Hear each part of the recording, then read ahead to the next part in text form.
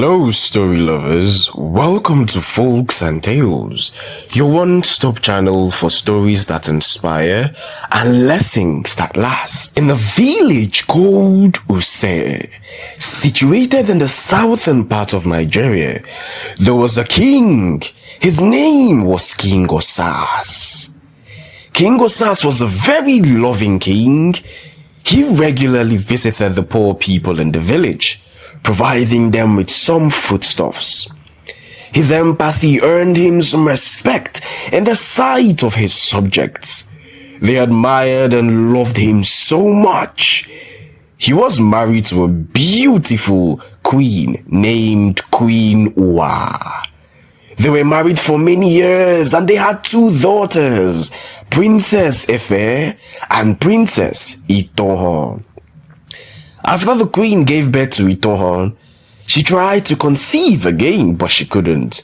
She kept on trying over the years, but she couldn't conceive. Though on several occasions, she conceived, but along the line in her second trimester, she would have a miscarriage. The king, on the other hand, was worried because he needed a male child who would be the heir to his throne. The kingship had been in his lineage for several generations, and he needed an heir to continue in his lineage and keep the throne in his family. But if he didn't produce an heir, the crown would be passed on to another family, and he didn't want it to happen. He didn't know what to do, so he sent for the chief priest of the land to consult the gods. When the chief priest got to the palace, they exchanged greetings, and immediately the chief priest started his incantations. He brought out palm leaves, kola nuts, and sacred stones from his bag. He threw them on the floor and started dancing and singing around them and making some recitation to invoke the spirits. Immediately after the incantations, the chief priest spoke. He said, "You have 2 years to produce an heir to the throne. The gods have spoken." When Chief Ehimen, one of the king's councilmen, arrived at the palace, he greeted the king, after which the king told him what the gods had said. Chief Ehimen advised him to marry a second wife. He saw this as the only option. King Osas liked the idea, so he decided to act on it. Later that evening, after the meeting with Chief Ehimen, the king went to Queen Uwa's room to tell her about the plan of getting a second wife. Although Queen Uwa didn't feel good about it, she thought about the kingdom, which was desperately in need of an heir. So she agreed to the idea and she gave her consent. The next day, the king summoned all the elders of the palace. He gave them a task to search for potential brides from both the kingdom and from neighboring kingdoms like Ebon and Ogwa. The king said that anyone who was between the years of 20 to 35 and with good character was eligible to be his potential bride. The elders got to work, and with the help of the village town crier, the news spread far and wide. The next morning, 15 maidens showed up at the palace gates. They had heard the news about the king seeking a second wife, and they were eager, and some even desperate to be chosen. They all assembled at the palace courtyard waiting for the king. After some hours, the king came out with the council chiefs and elders to address the maidens. His face was filled with surprise because he didn't expect much people to indicate interest because of how they loved their queen. King Osas expressed his immense gratitude and pleasure to them for turning up.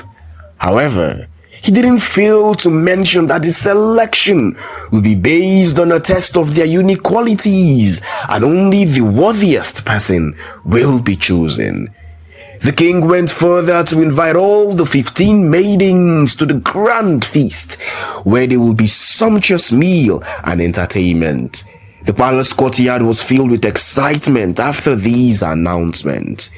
The reason for this was to be able to put the maidens to test, how they carry themselves and how they interact with other guests. He needed to carefully observe them so that the selection will be fair.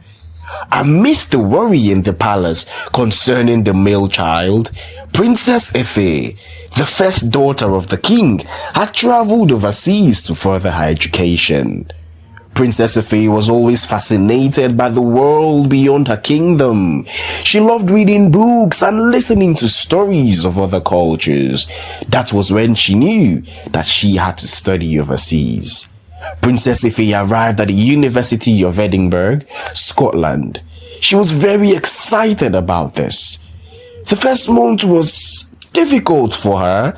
She found it hard to adapt to her new life, the new environment, their food, the cold climate, and even the accent of the white man. As weeks passed, she began to adapt to this new life. She focused on her studies, determined to learn everything that she could possibly learn. She even joined the Association of African Students at the University of Edinburgh. She got herself acquainted with her fellow students from diverse African countries. This way, she didn't feel lonely anymore. They normally held meetings and hangouts. They shared stories and they even cooked traditional meals together. During one of their hangouts, she met an Igbo young guy. His name was Ikechukwu. Ikechukwu was a tall, dark, handsome young man. He was in his second year and he was studying computer engineering in the same university with Princess Efe. His friends called him Ike for short. She was attracted to him because of his good looks, warm smile, and contagious laughter. After the meeting, Princess Efe made her way to where he was seated. She decided to approach him, and when she got there, she introduced herself with a big smile on her face. Ike was amazed at her boldness. He was impressed by how she approached him. He also introduced himself to her with a warm, smiling face. After which they chatted for a while, getting acquainted with each other. While the conversation was going on, Princess Efe was smiling from cheek to cheek. She couldn't control her happiness. Princess Efe and Ike were just friends. She loved his intelligence, sense of humor, and his passion for academic work.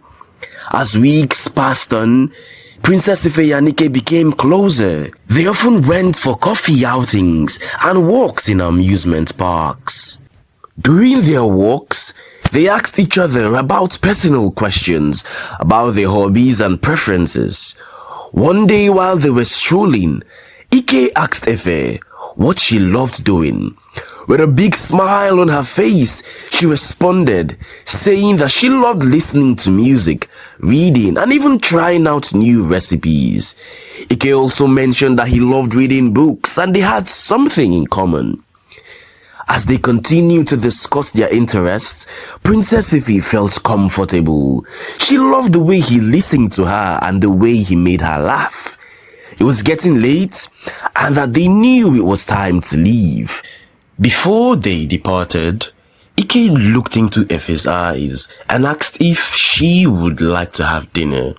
Her heart skipped a beat, and she knew that what Ike felt for her was more than a friendship love. She smiled at him and told him that she would love to go for dinner with him. They went for dinner that night and several other nights. As time passed, they became very fond of each other, and they found themselves spending every free time they had with each other. They enjoyed each other's company. One night, when they went for dinner, Ike decided to confess something to Princess Efe. Princess Efe leaned forward, eager to hear what he had to say. He began softly. He said that he had fallen in love with her.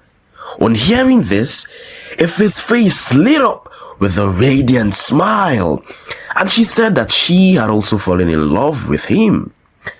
He had asked her to be his girlfriend. Efe's heart had skipped a beat, but she agreed eventually. They hugged each other tightly. Efe thought to herself that she had found a soulmate. She felt contented because she knew that their love would last a lifetime. One day, Ike invited Efe over to his room for them to have drinks. She got there and they both had a lot to drink that night, so they became drunk. They found themselves lost in each other's eyes and thoughts. In the spirit of drunkenness, one thing led to another and they ended up spending the night together. When they woke up the next morning, Ife felt some regret. She knew that she had failed her parents and herself. She wasn't brought up that way, and it gave her a lot of concern. She didn't want to give her body to just any man. She wanted to wait till marriage. But it happened. She felt like she had defiled her body. But then again, she thought about it and she felt a bit of happiness because she did it with someone that she loved. And Ike also tried to cheer her up. He apologized and he said it only happened because they were both drunk, and he assured her that he loved her very much. Weeks had passed, and Princess Ife began to feel slight changes in her body system. She thought it was just fatigue because of schoolwork. But as days passed, the fatigue became worse, and she couldn't help but think that something was wrong. She also remembered that she hadn't seen a period for a month. It was then that she thought to herself, could I be pregnant? She became scared and decided to go to the hospital for proper testing. If he wanted to be sure what the problem was, instead of jumping into conclusions. The test results came out and it confirmed her doubt of 2 weeks pregnancy. As soon as she saw it, she was scared, sad and unsure of what to do. She knew that she had to tell Ike, but wasn't sure of how he was going to react. She finally gathered enough courage to tell him about the pregnancy. She paid him a surprise visit. He asked her why she didn't call him before coming, and she said she just wanted to surprise him. She took a deep breath, and then she broke the news to him. I am pregnant, with a firm voice. Immediately, Ike's face changed. He was shocked.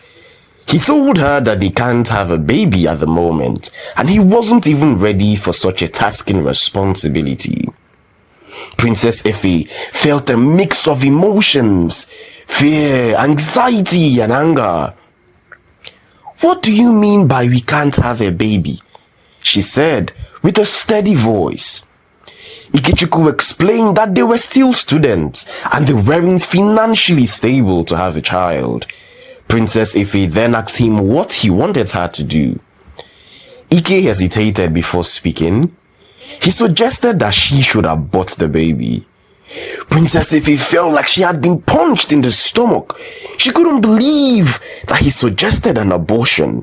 She told him that she wasn't going to do it in a very firm voice. Ike looked at her keenly. For a minute, she thought she saw a glimmer of hope in his eyes. But his expressions hardened and he looked away. He told her to give him some time to think about it. Days turned into weeks and Efe didn't hear anything from Ikechukwu. She was so heartbroken, but she didn't give up on her baby. She knew that she had to be strong for both herself and her unborn baby. She couldn't even tell her parents about it because she knew that they would be disappointed in her. She continued focusing on her studies, and she also registered for prenatal classes where she learned everything about motherhood and carrying a child. It was finally the day for the grand feast at the palace. The tables were set, and there were variety of food on the table. Some of the maidens were punctual, while some arrived late to the feast.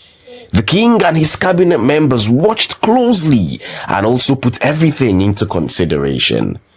When they were done with the meal, the king told them to stay back, that he had a surprise for them.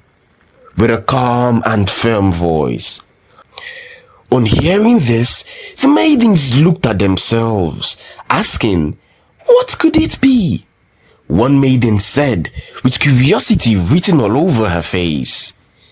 King Osas presented the maidens with a complex puzzle. This puzzle required them to make use of their problem-solving skills and critical thinking. This particular task was a way of testing their intelligence. The king watched them closely as they gathered around the puzzle with their faces straight up in concentration. Everyone was trying to look for the solution to the puzzle. While everyone was still thinking of a way to solve the puzzle, Ivy, one of the maidens, suddenly exclaimed, "I think I found the solution." Ivy was a maiden from a respectable family in Use. Her late father was a renowned trader. The king's eyes widened in surprise. He also observed how she explained her solution to the other maidens using logic and creativity. Some of them understood and nodded in affirmation, while some were still skeptical. The king was impressed by her reasoning, and he thought to himself, could she be the one? Throughout this test, King Osas interacted with the maidens. He engaged in conversations with them and observed how well they communicated, as well as their listening skills. The grand feast was finally over, and the maidens were dismissed. The king told them that he would make his selection and get back to them. Immediately, the maidens exited the palace. The king assembled all his cabinet members. From the evaluation during the grand feast, who do you think will be worthy to be chosen as my second wife? Chief Hemen, his special advisor, was the first to speak. He pointed out that Ivy was his choice. He said that he chose her because of her intelligence and elegance. All the other elders nodded their head in agreement. Another elder, who happened to be one of the high-ranking chiefs in Use, suggested Orobosa, his daughter, who happened to be among the 15 maidens that visited the palace. He explained that he chose her because she was so beautiful, and so she knew how to live a royal life, and she was familiar with the duties that came with it. Finally, a princess from the neighboring village, Ebon, was nominated by the cabinet member. After reviewing all the different qualities of the three maidens, the king decided to speak. "I know the one to pick," the king said with a hint of a smile on his face. The chiefs and elders sat upright and leaned forward, eager to hear the king's decision. The king took a deep breath and announced that his choice was Ivy, the noble woman from a respected family whose late father was a renowned trader. He further went to explain that he chose her because she showed remarkable courage and intelligence, as she was bold enough to speak amidst the confusion. It showed that she had what it takes to be a queen and walk hand in hand with him as a king. The chiefs and elders nodded in agreement, smiling at the king's wise decision. And so, the king chose his second wife, a maiden who possessed not only beauty, but also courage and intelligence. A few days later, the wedding ceremony took place. The palace was filled with excitement and traditional music. King Osas and his bride, Ivy, were dressed in beautiful traditional attires. They exchanged their wedding vows, promising to love and cherish each other. They also performed all the traditional rites, and they were blessed by the chief priest who confirmed the marriage. The ceremony was slowly coming to an end as the guests began eating and dancing. They also presented their gifts to King Osas and his new wife, Queen Ivy. After the wedding ceremony, King Osas and Queen Ivy began to live their lives together. As they entered into the inner chambers of the palace, they were greeted by Queen Uwa, the king's first wife. She gave Queen Ivy a very warm welcome. She also introduced her to her daughter, Princess Itohan. She didn't fail to mention Princess Efe, who happened to be overseas because of her studies. As the new queen settled into her new life, Queen Uwa showed her around the palace. She taught her how things were done over there. She taught her how to cook traditional meals, the king's favorite meal, and a lot more. She also taught her how to do the household chores and care for the palace. The king never failed to remind his two wives that they were equal in his eyes and that he would always treat them with the same love and respect. He also emphasized that Queen Ivy was not a replacement for Queen Uwa, but rather she was an addition to the family. He encouraged them to always love each other and always have each other's back when necessary. As days went by, the second queen adjusted to her new life in the palace as a queen. She formed a close bond with Queen Uwa, and she loved her as though she was an elder sister. King Osas spent quality time with his both wives, making sure that no one was left out. He would often have dinner with Queen Uwa and Princess Itohan, after which he would proceed to Queen Ivy's room to spend the night with her, getting to know her very well. Sometimes he would take Queen Ivy on strolls while they shared their dreams and aspirations. Months later, Queen Ivy became pregnant. Immediately, Queen Uwa, who saw this, told the young queen that she might be pregnant. She also went to tell the king about the good news. King Osas was overjoyed by this news. He thanked the gods for finally answering his prayers and giving him another child, and he hoped that when the child was born, it would be a male. King Osas promised to take good care of Queen Ivy and provided for all her needs throughout the pregnancy. The news of the pregnancy spread all around the palace and village. Princess Itohan was also very happy because they were going to have a younger sibling. Happiness filled the palace because everyone believed that the unborn child would be the heir to the throne.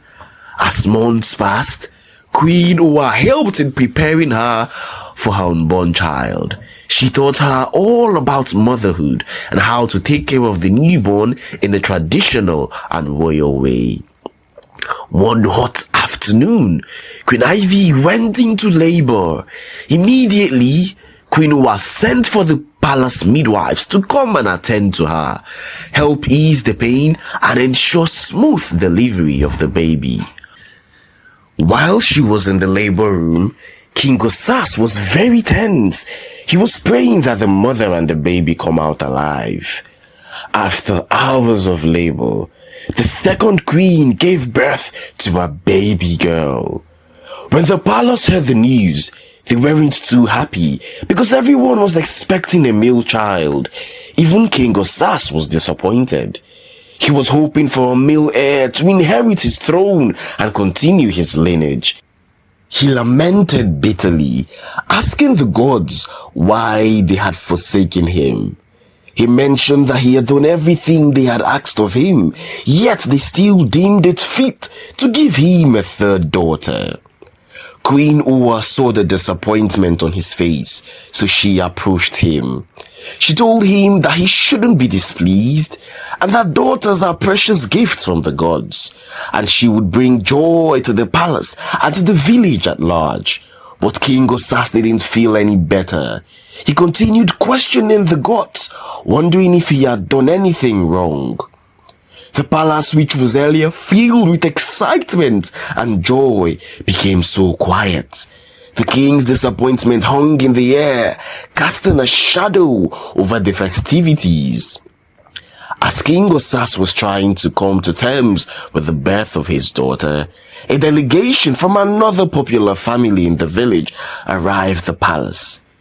They were led by a tall man who was very proud and ambitious. When they got to the throne room, where the king and his first queen were seated, He greeted the king, and he added that he had come to discuss a very important and sensitive matter. King Osas raised an eyebrow, sensing that something was fishy. He told the man that he could speak. The man began saying that the throne is passed on to a male child who is the heir, and a female can't be the heir because they are weak and feeble, and that the traditions of the land doesn't permit that.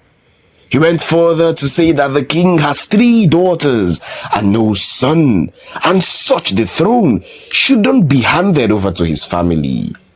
Queen Noah gazed at the man in anger, but King Osas signaled the queen to be calm.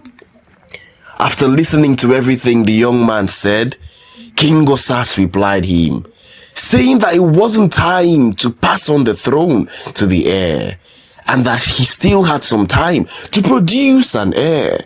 He told the man to be calm and wait for that time, rather than dashing into his palace with an unraveled ambition. The young man smiled and said, "Mark my words, the throne will eventually leave your family for mine. It is only a matter of time." With his voice filled with emphasis, the young man and his escort exited the palace, leaving King Osas and his family in a state of unease. Worry and sadness was written all over the king's face, and the queens were very concerned after this. As soon as the visitors were gone, the king became worried, his shoulders sagging under the weight of his responsibilities. He felt like he was being pulled in different directions with the demands of his people, the expectations of his family, and the threats from his rival families. Queen Ua approached him, placing a gentle hand on his shoulder. "Your Majesty, do not let their words trouble you," she said softly. "We will face whatever challenges comes our way together." But King Osas couldn't shake off the feeling of unease. As days passed, King Osas's disappointment and sadness became worse. He became very distant from his wives and even his throne. He didn't even show any care for his newborn baby. Days turned into weeks, and the king's withdrawal from families and duties became more pronounced. He no longer spent quality time with his wives. Even when they tried to reach out to him, he would refuse the offer. He started living in isolation. Queen Ua and Queen Ivy were very worried about him, so they decided to consult the village chiefs and elders. The chiefs and elders came to the palace as soon as they could. They expressed that they noticed the king's recent behavior, and so they decided to pay him a visit. They were concerned about King Osas's recent behavior and the impact it was having on the kingdom. They tried to encourage him and remind him that children are blessings from the gods, regardless of their sex. They also reminded him that the gods would provide him with an heir at the right time. King Osas also reminded them that time wasn't on his side, as he was getting old, and if he doesn't get an heir soon, the throne would leave his family for another. There were other families that were also fighting for the throne, and if he didn't have an heir soon, they would take over the throne. The king expressed how this was important to him because his lineage started from his great-grandfather, who passed it on to his grandfather, and then on to his father, and his father passed it on to him. And he wants to pass it on to his son so that it will continue in their lineage. However, the elders still tried to cheer him up and encourage him. They told him that there is still a little time and that the gods were not sleeping. They will provide him with an heir soonest. The words of the elders penetrated his heart a little, and he always believed that the gods will answer his prayers soon. His mood got better, and later that day he went to apologize to his wives concerning his recent behavior, and he promised to make up for it. That evening, he ordered the palace maid to prepare a sumptuous meal for dinner. When the meal was ready, the table was set, and King Osas had dinner with his wives and children, and they ate joyfully. It was remaining 2 months from the time that the gods gave King Osas to produce an heir.